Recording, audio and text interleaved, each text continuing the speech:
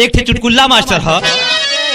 आजकल का जमाना का नया नया तरंग हो गई है, मगर पहले के बात दूसर रहे। लोग जवन बारात करे चल जा तो घर के मेहरारू जवन रहली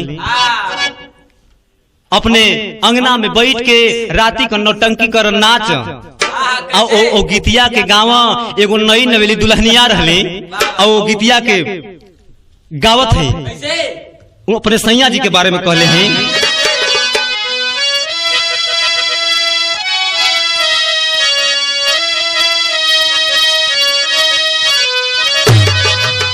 और रेलिया पे चढ़ी के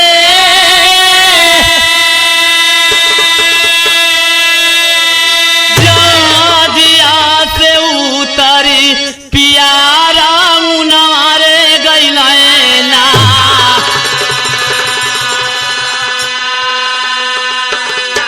और रेलिया पे चढ़ के जा हाजिया से उतरी पियारा मुनारे गइला ना।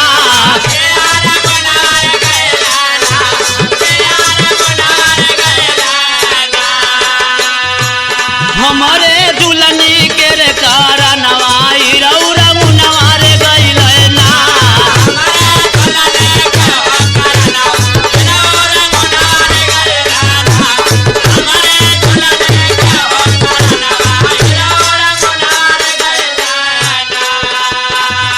और गाँव जब का कह रेलिया ना बायरी जिया ना बैरी हई पाई सवारे बैरी ना।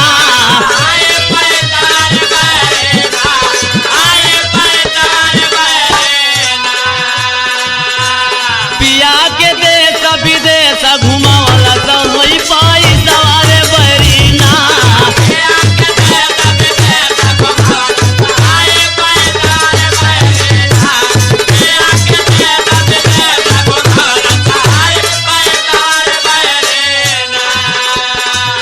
सास नाई बायरी ननादी ओ न बैरी हई जावन यार बैरी ना।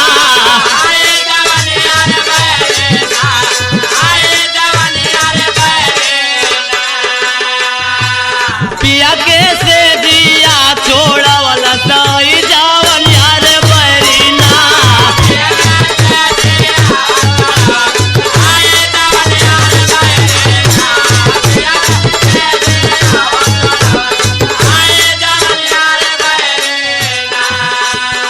कमर पर हाथ रख के गावत है का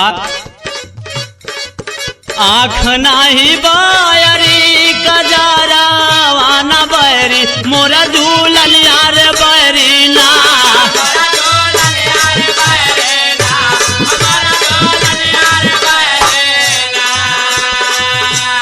पिया के कइले बा परेशानिया मोरा झूलन यार बैरी ना।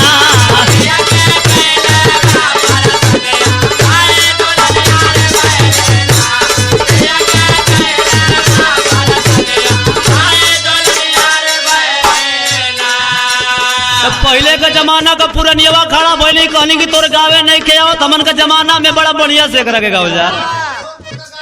अच्छा कैसे गावा रेलिया पे चढ़ के जा हाजिया से उतरी पुतरी तो अकेले के ना।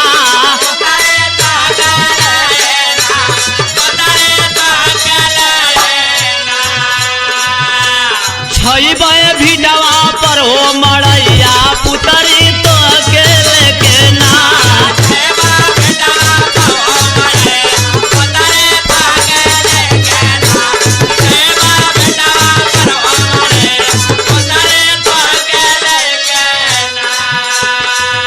बाप महतारी छुट्टी होए नगरिया पुतरी